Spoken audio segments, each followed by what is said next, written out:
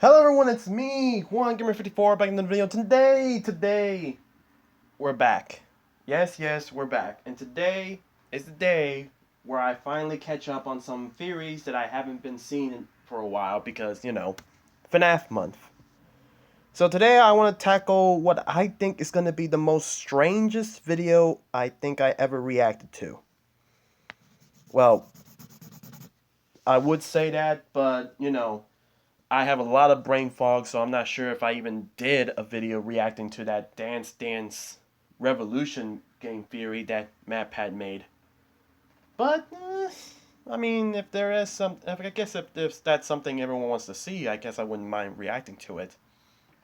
But anyways, ladies and gentlemen, we are going to be reacting to game theory tackling a Roblox dressing game. Need I say more? So you know what? Without any more distractions, let's get to the video. This is the most Play it. requested episode of Game Theory ever. Over the last 2 months, we've received hundreds upon hundreds of requests to play this game. Our subreddit is practically bursting at the seams. Our comment section is overflowing. People are hungry for this game. So today, I will answer the call. Today, I will cover the game that you have all been dying to see. Today, I will be theorizing about Dress to Impress. No, wait, it's scarier than it sounds. Trust me.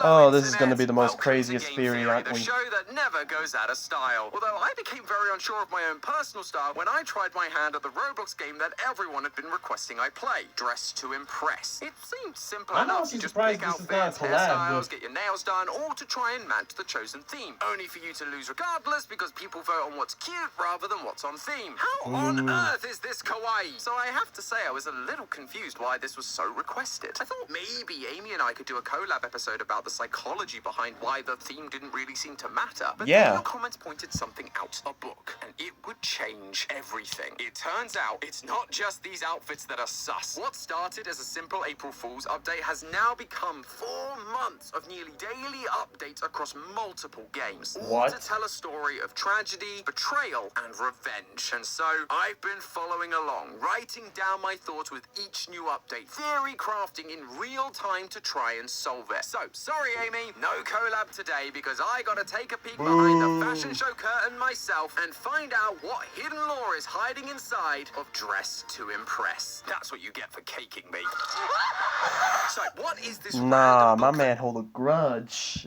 Man, why did he get caked? What did my mans do? Totally changed my perspective of the game. On the surface, it's just a simple diary entry from an NPC nail technician that the community has dubbed Nail Lady. Although, she doesn't seem particularly fond of that name. Fine, I guess we can still collab. You can do the voice. The world's not ready for my feminine voice anyway. Thank you, Tom. They just call me Nail Lady when I am so much more than that. My name is Lana, but no one calls me that. I'm gonna run away one day. Sounds pretty understandable, right? She Yeah. just wants people to call her by her name. But that's not what got everyone's attention. What stood out was on the next page, where she writes that she wants to set fire to the studio and reveals a list of targets. She even has dealt with written next to some of the names. I mean, I'm sure we all have that one colleague we don't like, but offing them might be a bit overdramatic, maybe. Though it turns out these aren't her colleagues. Leave Shanti If you take a alone. closer look at the names, some of them are the names I hope of the I said his game's name right, god developers. dang. Okay, cool. We've got a murdery protagonist who is unhappy with the life the devs gave her, and so she is offing them one by one. Pretty straightforward, right? Well, it was until updates started rolling in. Lana's diary was no longer on full display, but instead was hidden at the top of a cabinet. However, it was still readable, and it said something new. That isn't me. They replaced me with some doppelganger. That's not me. I'm Lana. She's not. But she's pretending to be me. I don't know where I am. Gigi is holding me somewhere so I can't escape. Please help me. I am so scared. And I hope that thing sitting in my salon chair doesn't harm my image. I think she's the reason why all the players are going missing. And then, if you take a look Oh, at the wall, dang, you'll I'm see missing. 3 missing posters, the names of which match 3 of the developers from Lana's target list. That person she mentions, Gigi, is also a developer, and she has now taken Lana hostage, replacing her with this doppelganger, and not the kind with extra eyes and missing mouths. All of this is to keep the game running smoothly. Oh, nah. What the heck is going on? I thought this was just, ordinary dress-up game for, kids to play with. But no, you mean to tell me that there is an actual some sort of murder mystery in this? What is going on?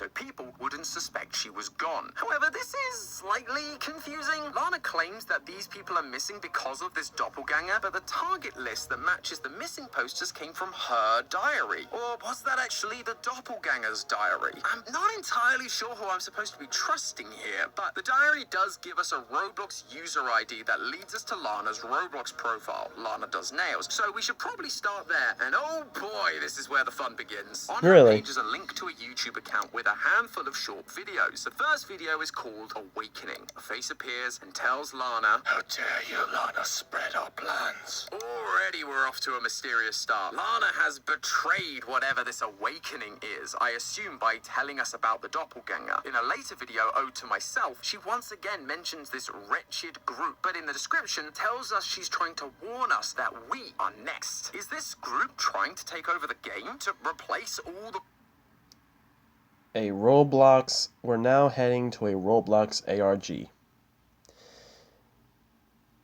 Now I ain't trying to quote it right now. I ain't trying to jinx it, but I'm pretty sure this game might be this game might be making me want to jump out my roof.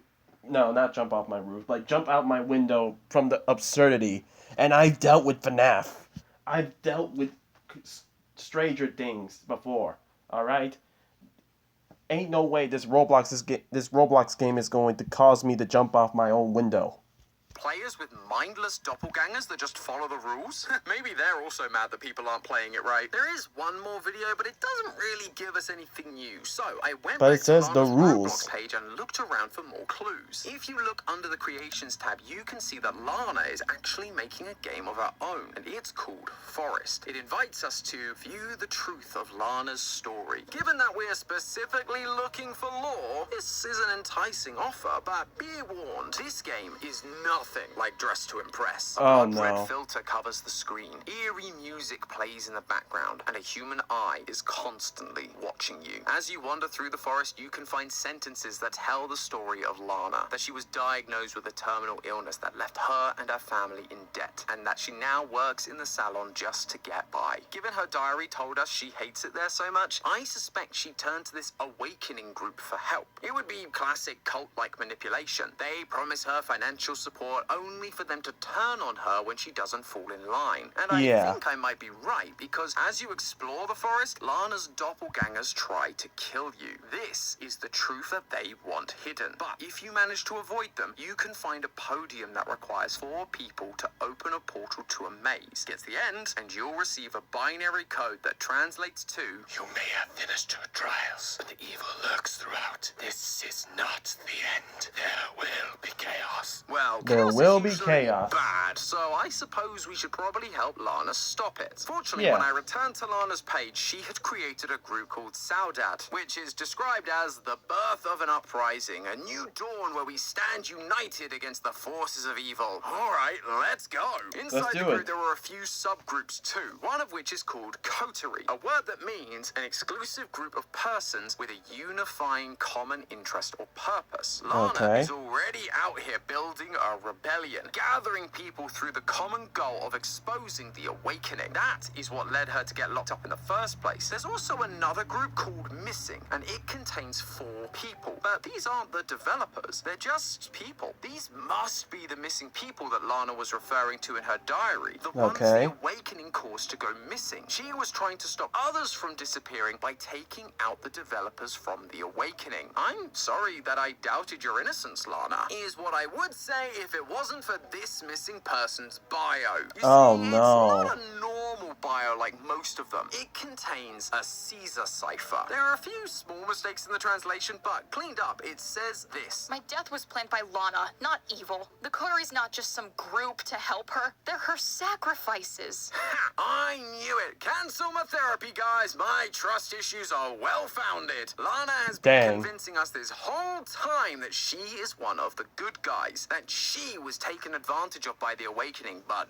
no. These missing people aren't just missing. They've been sacrificed by the Awakening and by Lana. She was in on it the whole time. Or so I thought, if it wasn't for Lana's next game, Questionnaire. Here she'd appear for live events to set the record straight. She confirmed some things like how the Awakening lured her in by promising to pay off her financial debts, but as these live streams kept happening, her answers began to contradict that truth. Suddenly, she actually loved the nail salon, which means she probably wouldn't have turned to the Awakening for help in the first place. She also started saying that they weren't evil, but people have been murdered. That's pretty evil. Why do I get the feeling that there isn't just one doppelganger of her? Maybe there are multiple, but each of them are not made the same. So some clones will say one thing, while some other clones will say the other thing. So it's basically hard to tell which one is the true one, is what I'm trying to think of. Being coerced again? Nope. Red text appeared on screen and said, Don't believe her, please. That is not the real Lana. And everyone got booted out of the stream with the reason listed as, I am the real Lana. The Lana we've been talking to was another doppelganger. The real Lana is innocent. But then Questionnaire got an update that added a house with a new version of Lana's diary that said this. Jayla's eyes are gone. Nicholas's heart is gone. Juice's voice is gone. And Sadie has been taken apart. I pray that this stays private. And no one finds out my true intentions with the Saudon. I cannot believe how easy it's been to make these players believe that I am the victim. And now they're all on my side. They will all pay for how they treated me. So that whole kicking us off to get rid of the doppelganger was also just a stunt. Lana has been playing the victim, making us believe anything bad was a doppelganger working for the Awake. You know what she reminds me of? She reminds me of that bratty girl from Rising of the Sword of the Shield Hero. You know the one. Ooh, I hated her. This is basically Lana. She is this is what she is. This is what she's trying to turn out to be. Because like at one hand we trusted her, and now we are not trusting her, and then she is putting a mask, man, and she is holding that mask tight. But really, Lana was the villain behind it all. I tell you, this story's got more twists than an M. Night movie. After this reveal, Lana went full villain mode, executing 3 members of the coterie live on air. But the last member, Nellie, wasn't going down so easily. Now what happened to Nicholas and all the people you killed, sacrificed, is going to happen to you? Seeing through Lana's deceit, Nellie flips the script and kills her instead. Finally, Lana's reign of tyranny and deceit would end. But I'm sure you could all figure out where this is going, right? Once the dust settles, Lana's YouTube account posted a video called The Last Serenade, and it said, There's still more to come. This time, it will be successful because I've opened the gate. The Lana that was just killed was a doppelganger again. She can't keep getting away with this. Opening a gate, apparently. The keen-eyed among you will probably recognize it from the Forest game. The gate that needed 4 people to activate it. And we now have 3 dead coterie members and Lana's dead doppelganger. 4 bodies to help Lana open this new gate. Killing the coterie members wasn't about protecting her own skin or defending the Awakening. It was always part of her plan, and it's likely why she had sacrificed the first 4 missing victims. But that, ladies and gentlemen, was the end of Chapter 1. What? And there were 2 major questions that everyone had. What is the portal, and why did Lana need it? Well, before we dive into Chapter 2, here's what I think. Typically, when it comes to cults and sacrifices, portals would be used to summon some kind of evil entity. However, the portal portal in the forest that looked identical to this new one took us to a new location instead. So, Lana and the Awakening aren't trying to summon something, but go somewhere. Lana's motivations still seem tied to what we saw in her diary. She wants to burn the salon to the ground, and she likely still wants to destroy the devs who made her life so horrible. They designed her boring NPC life. They designed her tragic backstory. And so I suspect whatever lies beyond this portal. Why do I feel like she's trying to break the fourth wall? Like she's trying to come to our world glitch trap style. Or, I guess, Monica style. Whatever you want to choose. God. She's manipulating all of us, and then she's supposedly trying to escape this, this mundane life that her creators have made. And now she's trying to come after the real world, essentially. I mean, that's what I'm thinking. But let's continue, I guess. Will help her to achieve that. Maybe she needs to find some demonic monster to bring back and kill everyone. Or maybe this new world has some kind of item that can make her an all-powerful being, able to transcend the game and destroy the devs completely. Maybe it'd even allow her to enter our world. All of this would certainly fit with the culty vibes. But whatever the answer is, I gotta say, I'm kinda hooked on this one. I know I've been sighing about the constant back and forth of doppelgangers versus the real Lana, but I'm just really impressed that there's this many twists hidden inside a Roblox runway simulator. So I just wanted to take a minute to say thank you guys for recommending this game to me. I'd have never known about this fascinating experience if it wasn't for you. So please, if you've got recommendations, please do let me know down in the comments below. Garfield I love card. getting exposed to new games, and I especially love covering games that I know that you guys want to see. But I should stop with all this mushy stuff because Chapter 2 is here, so it's time to see if I'm right. After a little bit of time, let's see what Chapter 2 holds. To its affiliate tab called Plague, showing the same portal that we'd seen in Lana's latest video. But the creator of the group wasn't Lana. It's someone named Agamemnon. Oh, that is going to be the worst thing to say. I'm gonna call you Aggie. Sound good? At the same time this new group was made, Lana also made a post saying, Agamemnon, I hear your call. I hear it well. I am following your voice, and perhaps it will lead me to the portal you told me about. Sounds to me like this guy is trapped on the other side of the portal. And basically the one in control of all this. I'm pretty sure Glitchtrap would want Lana to basically be, his follower. I mean, shoot, she's already proving herself way better than Vanny. My bad, let's continue. Some kind of alternate world or dimension. That's why Lana needs the portal. It's to free him or to be with him. Was this really just a tragic love story this whole time? Saudad does mean the nostalgic longing for a beloved yet absent person. So that kind of makes sense, but her words also feel a bit too culty for me. So we could still be on the right track if he turns out to be some kind of all-powerful demon. And we don't have to wait that long because Lana released another game called The Fortress.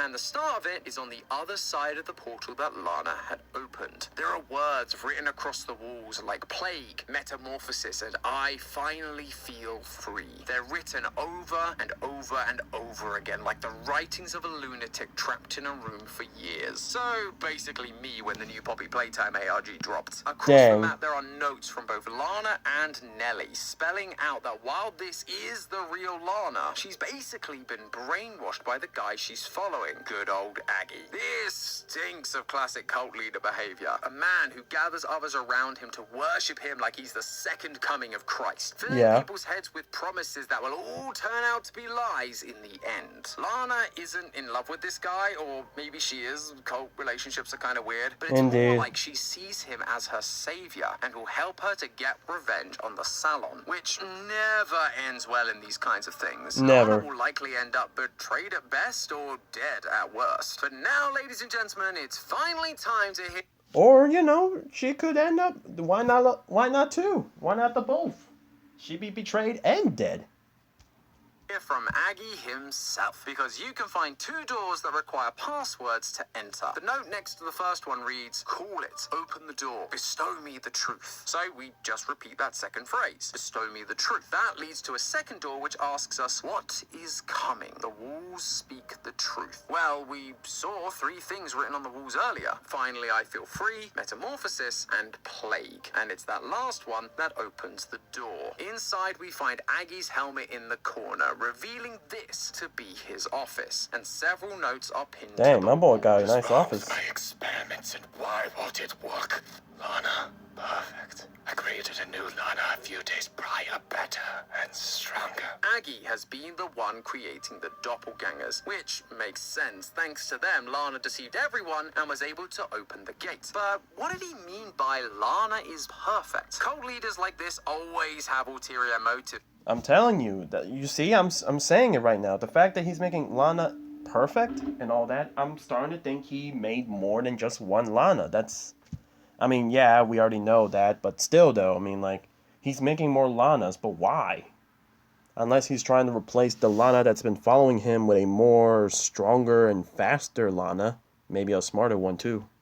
So what does her being perfect mean for him? Is it that she's the perfect follower? The perfect bride? This has to be The perfect important. vessel to So possess? I decided to look a little more into Aggie. More specifically, his name. And no, not just because it's hard to pronounce. This game has already used a few words with deeper meaning, so I wondered if this would be the same for him. Turns out Agamemnon isn't just a random name. It comes from Greek mythology, specifically the Trojan War. Agamemnon was leading an army to Troy by boat, and during the trip incurs the wrath of the goddess Artemis. He's told that the only way to appease her is to sacrifice his daughter. If he doesn't, then the army will continue to suffer misfortune, most notably a plague, just like the door to Aggie's room said. It asked what is coming, and the answer was a plague. So if a plague is on the way, that would mean that Aggie needs to sacrifice someone to appease whoever he angered, someone that was perfect, someone Like Lana.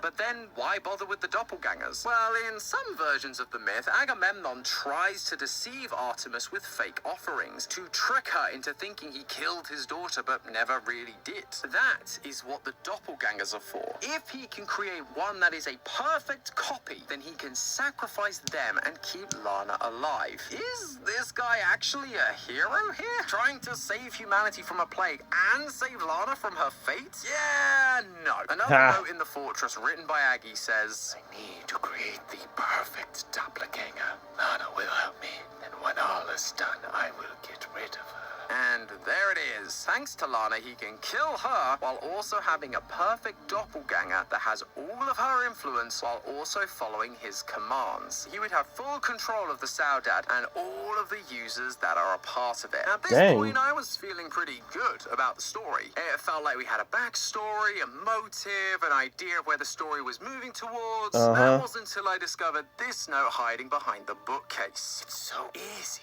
to manipulate those that are blind to others' tactics. Well, I feel bad. I just remember that Lana, the real one, is just a vessel that empowers me. Of course, I told you. She was going to be a vessel. I knew it.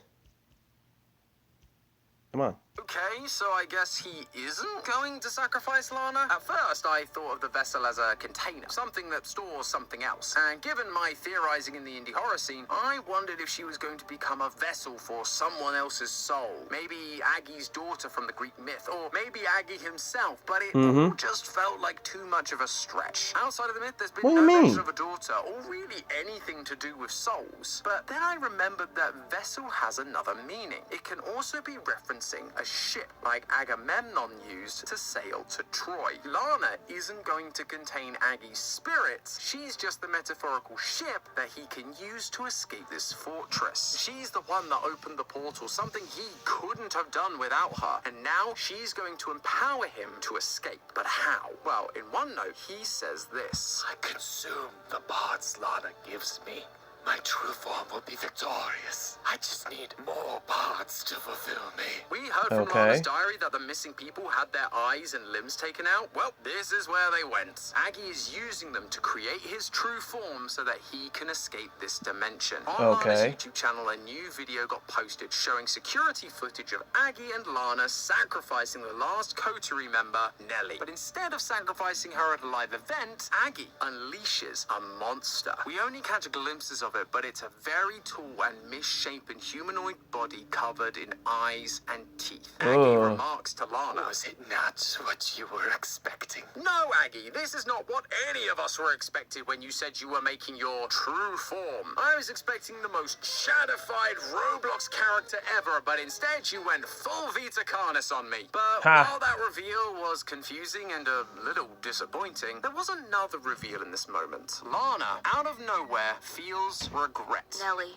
I'm so sorry. In the live stream, she tried to sorry. kill Nellie with Regret? zero remorse. But in this video, she's apologizing. Later on, Lana begins sacrificing members of the Saudade group, Horizon, a group filled with real Roblox users. But if you look around the room during the stream, you can find some strange text above the chamber door. Another Caesar cipher. And it says, I'm so sorry. I didn't want to do this to the Horizon, but A made me do it. this feels like a big shift in Yeah, her personality. Abby makes you Until do now, it. she's been freely killing people. Anyone that rebelled against Aggie, like the coterie, easy. But now, Aggie requires innocent people to be sacrificed. But suddenly, his hold on her began to fade. And then, she released one final game. Sanagen's Gallery, which in Swedish means Gallery of Truth. As soon as you start the game, you are met with a list of rules. But the most important rule is everything you see here is truth. Lana, the real Lana, is finally giving us her side of things. No more doppelgangers, no more lies, just her. There are a lot of photos of Lana in this gallery, but the deeper you go, you can start to find plaques next to them. Lana, the one who tells the truth, the one you should trust. Lana, the real one, the one that isn't in the chair. Vessel, you'll meet her soon. And Apple, once innocent, pure, and serene. Most of these make sense. Lana is telling us the truth here. The Lana in the live stream chairs has always been a doppelganger, and we've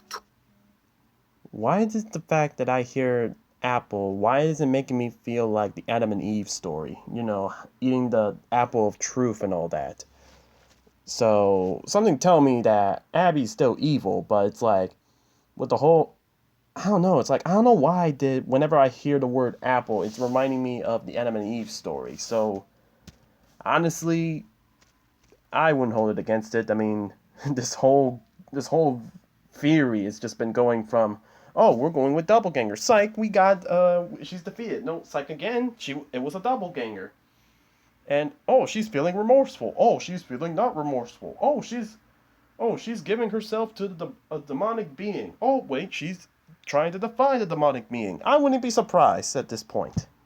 talked about how Lana is going to be Aggie's mean of escape, his vessel. But what is this apple thing about? The quote about losing innocence matches the Christian symbolism for apples. Oh, I It was was eaten by right Adam on the and Eve money. from the tree of the knowledge of good and evil that made them lose their innocence. However, we've spent a bit of time looking at Greek mythology this episode, so I thought I'd have a look to see if apples had any importance there. And oh boy, do they! Specifically in the story with our good friend Aggie, the Trojan War. The story began because Paris of Troy had to choose who was the fairest goddess, Hera, Athena, or Aphrodite. He ends up choosing Aphrodite, but she actually bribed him by offering him Helen of Sparta as a bride. However, she was already married to none other than Agamemnon's brother, sending the two nations to war with each other. Dang. The thing that forced Paris to choose between the goddesses in the first place was a golden apple that had "to the fairest one" inscribed upon it. It became known as the Apple of Discord. And if you take a look at the badges for the Fortress game, you'll find one called the Judgment of Paris, the same name given to the start of this Greek myth. For Lana to be described here as an apple, it could be referencing her sowing discourse amongst the community. The real Lana having regrets and changing her mind is ruining Aggie's plan. But you know what? I'm going to take a bit of a swing here and say it's actually something bigger. If the apple is what caused Agamemnon to go to war and endure all that suffering in the myth, what if Lana, as the apple here, is somehow responsible for Aggie being trapped in the first place? Aggie clearly come doesn't care on. for Lana. He calls her a pawn in his game, someone he's okay with getting rid of once their usefulness has stopped. He even questions if she is perfect when he's making the doppelgangers. He doesn't want to use her, but he has to. And looking back through the fortress map, you can find an apple on Aggie's desk with an arrow going through it. He cannot help but telegraph his disdain for her, and yet she is completely unaware. It would also be quite a poetic narrative, having the person who is somehow responsible for getting him trapped there being the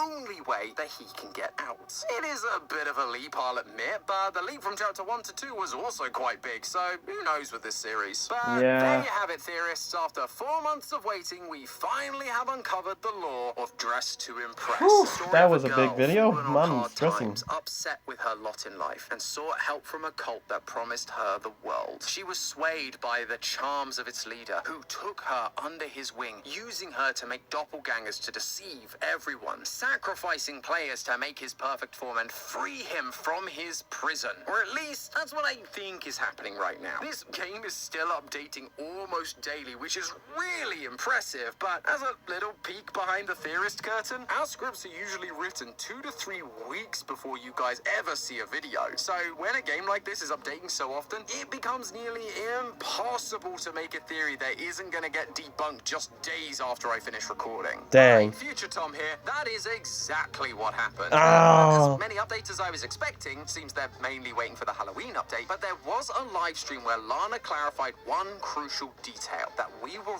wrong about her being the vessel. Turns out the vessel is actually this fleshy room that you can find hidden in the corner of Dress to Impress that the community has dubbed the meat room. I mean, we only thought that Lana was this vessel because, you know, she was literally referred to as the vessel by Aggie. Yes. Okay, if this room is the vessel, what does that mean? Well, given all the references to the Trojan War, I think this meat room, this vessel, must have to be related to the famous vessel from that story, the Trojan horse. Something that was able to sneak the Greeks into enemy territory and destroy it. This meat room is the vessel that will transport Aggie from the fortress into the world of Dress to Impress, into his enemy's territory, where his true form will be able to take revenge and destroy everything, just like in the myth. But don't worry, Lana isn't totally useless now. In that weird meat room, a key has also been added, one with the name Lana attached to it. Okay. So while she may not be the actual vessel, she's